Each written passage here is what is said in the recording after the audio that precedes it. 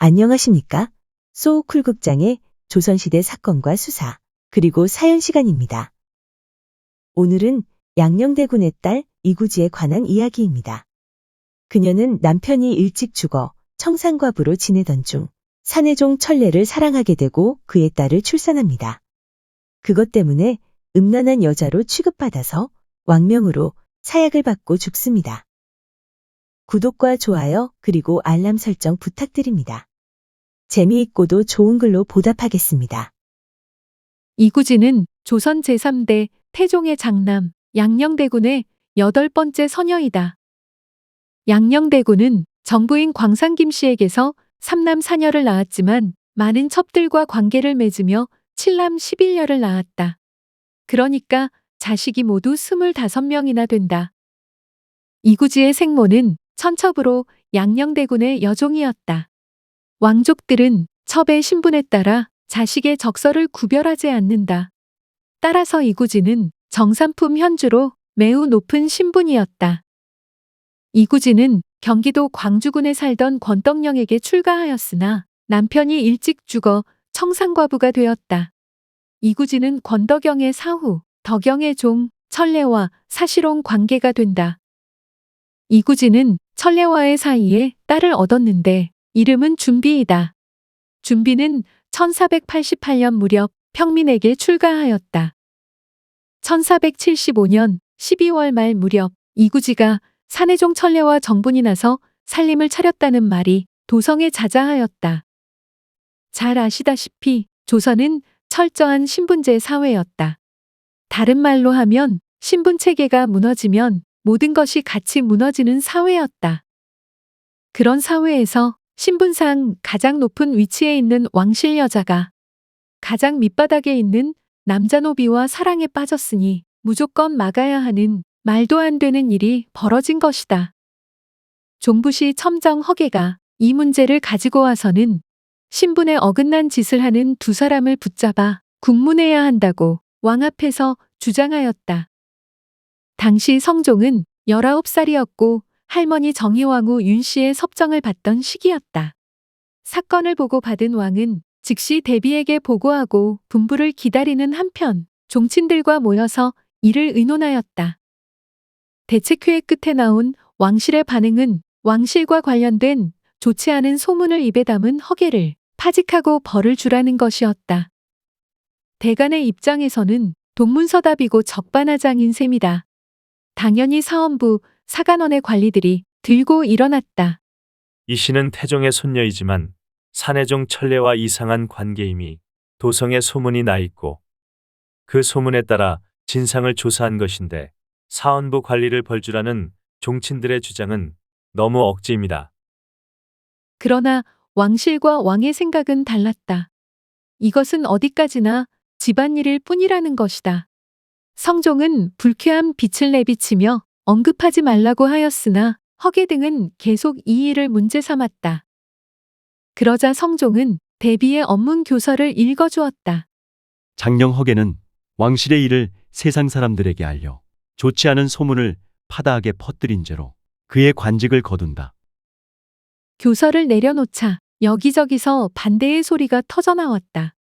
허계는 장령으로 직분을 다한 인물이며 그가 한 모든 행동은 이 일을 먼저 듣고 곧바로 풍속을 바로 잡으려는 관리의 책임감에서 나온 것인데 도리어 그를 파직시킴은 옳은 일이 아닙니다. 지금은 풍속을 다스릴 때이지 언로를 막을 때가 아닙니다. 왕은 더 이상 말을 하지 않고 대전을 나와 버렸다.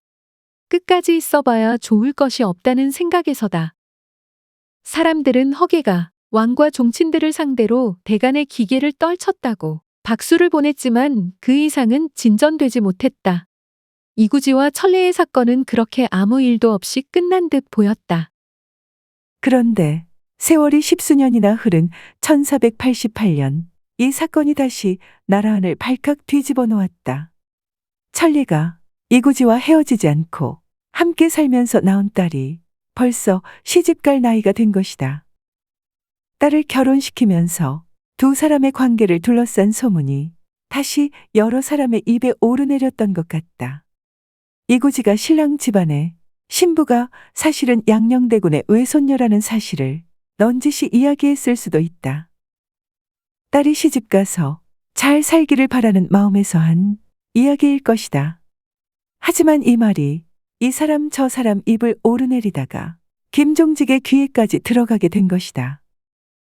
당대의 명유로 존경받고 있던 관찰사 김종직이 이 소문을 듣고는 십수년 전에 이를 상기하게 된 것이다. 천례의 딸 준비가 장성하여 시집 갔는데 어미가 이구지라는 사실이 밝혀졌습니다. 마땅히 추국해야 합니다. 김종직의 말을 들은 성종은 곧 승문원 판교 김재신에게 철저한 재수사를 명했다. 곧 사건 관련자들이 줄줄이 잡혀 들어왔고 이전과 달리 가혹한 국문이 행해졌다. 천리와 이구지의 관계는 이미 10여 년 전에 밝혀진 사실이었다. 당시 성종의 비호가 없었다면 벌써 끝났을 사건이었으므로 남은 것은 자백뿐이었다. 엄격하게 말하면 성종이 정의왕후 윤씨의 섭정을 받던 시기였으므로 대비의 명을 거역하지 못한 것이었다. 왕은 사건이 다시 보고되자 이번에는 과거처럼 종친들을 소집하지도 않고 곧바로 천리를 의금부에 가두게 했다.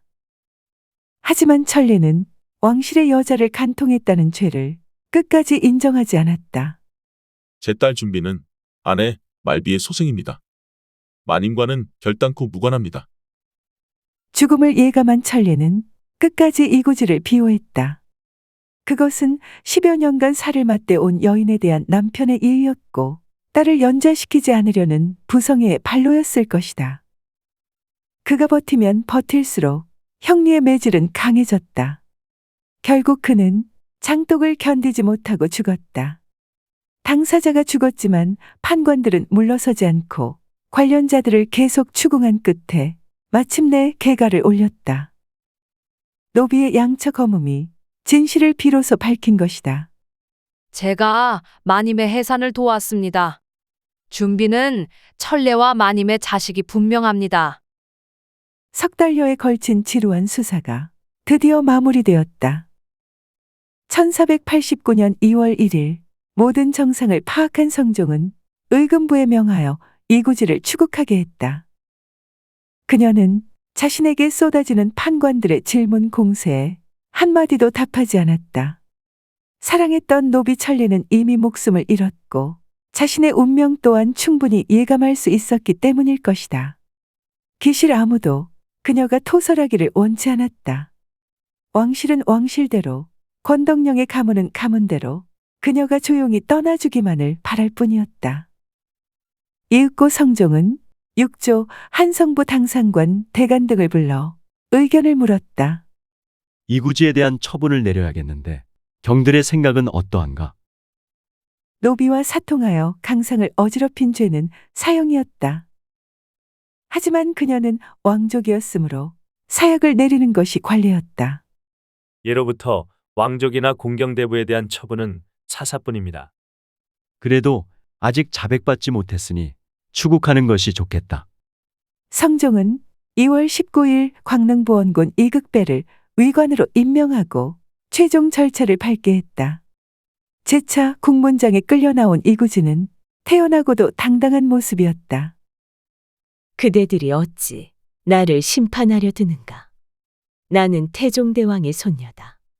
그래서 준비가 그대의 딸이 아니라는 말이오. 내 입에서 대체 무슨 말이 나오기를 바라느냐?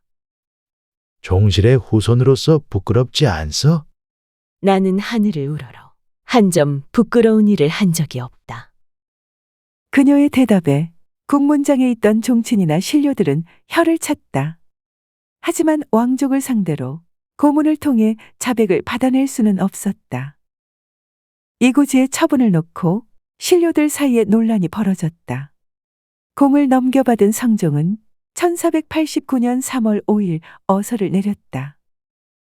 천례가 비록 죽었을지라도 그가 낳은 준비가 아직 있고 그 모든 증거의 말을 보건대 어찌 밝히기 어려운 애매한 일이겠는가. 다만 의심스러운 것은 오직 종려가 승복하지 아니하는 것뿐이다. 이제 만약 고신하면 이는 은혜를 손상하는 것이며 폐기하면 이는 법을 해치는 것이므로 나도 결단하기 어렵다. 비록 그러하나 은혜를 온전히 하려고 하여 강상을 범한 죄를 가볍게 하면 이는 사이고 공이 아니며 실정을 얻고자 하여 고신을 행하면 이는 형이여 덕이 아니다. 예전에 대부가 죄가 있으면 살을 내린 것은 높이는 것이므로 사사하는 것이 가하다. 마침내 성종은 1489년 3월 7일 권덕령의 아내에게 사약을 내리도록 했다. 남녀가 서로 좋아하는 곳은 대부분 그윽하고 어두운 곳이므로 간통한 곳을 잡기는 비록 여염의 백성이라도 오히려 어려운데 하물며 사족의 집은 내외에 제한이 있고 규중에 깊은 곳이 아니겠는가? 이제 권덕영의 아내이씨는 자기의 종 천례와 간통하여 딸을 낳아 기르기까지 증거가 명백하고 형적이 의심스러움이 없는데 다만 이 씨가 바로 실정을 다 말하지 아니하는 것뿐이다. 이 씨는 종친의 딸이므로 고신하여 끝까지 추액하는 것은 도리어 미안하니 만약 승복하지 아니한다고 하여 그 죄를 다스리지 아니하면 법에 온당하지 못하다. 예전에 대부에게는 형을 가하지 아니하고 사사하였으니 이 예에 의하여 사사하라. 1489년 3월 7일 이구지는 왕명으로 사약을 먹고 죽었고 2달 후에는 자녀안의 이름이 올라갔다. 그뿐만 아니라 조선왕조 내내 음란함의 대명사로 매도당하였으며 왕실 족보인 선월록에서 삭제되었다. 그나마 다행인 것은 딸 준비는 이미 출가한 상태라서 연좌되지 않았다는 점이다. 성종을 필두로 조선인들은 지금 생각하면 너무나 가슴 아픈 일이지만 천리와 이구지의 관계를 사랑으로 본 적이 없다. 그저 음란한 여인의 간통 사건으로 여겼을 뿐이다. 도대체 어떤 잣대로 이구지를 음란하다고 여겼을까? 조선의 남성들은 여러 명의 첩을 두고 기생까지 만나며 마음껏 성적인 자유를 누렸다. 하지만 이구지는 그런 삶 근처에도 간 적이 없다. 더하여 이구지가 천리 외의 다른 남자와 관계를 맺었다는 기록은 아무 곳에서도 찾을 수 없다. 독신이었던 여인이 신분이 다른 남자와 정을 통했다는 이유만으로 죽임을 당하는 건 도저히 이해되지 않는다.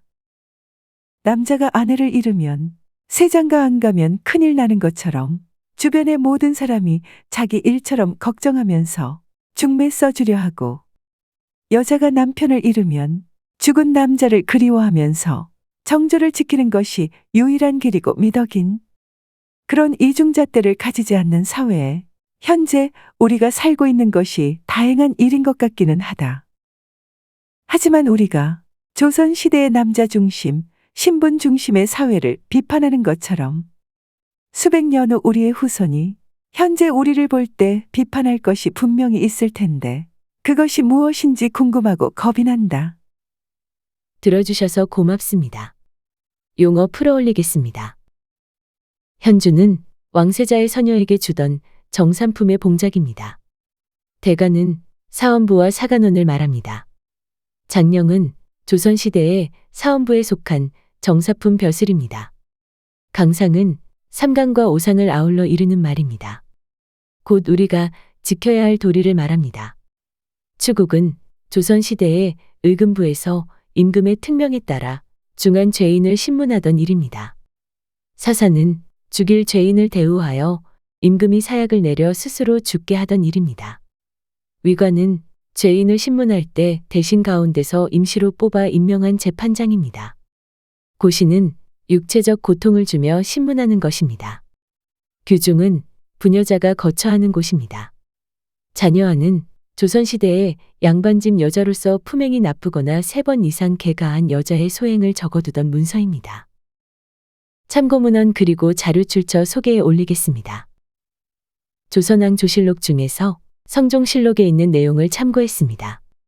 이상각 선생의 책 조선노비열전과 김만중 선생의 책 숨겨진 조선의 연애 비화 48가지를 참고했습니다.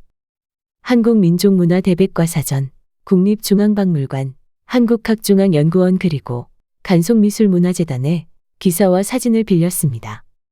포스트네이버, 히스토리엔에서 성종의 어진을 빌렸습니다. 장수경 기자의 천지일보 기사, 목에 칼이 들어와도 말하겠소. 일러스트를 빌렸습니다.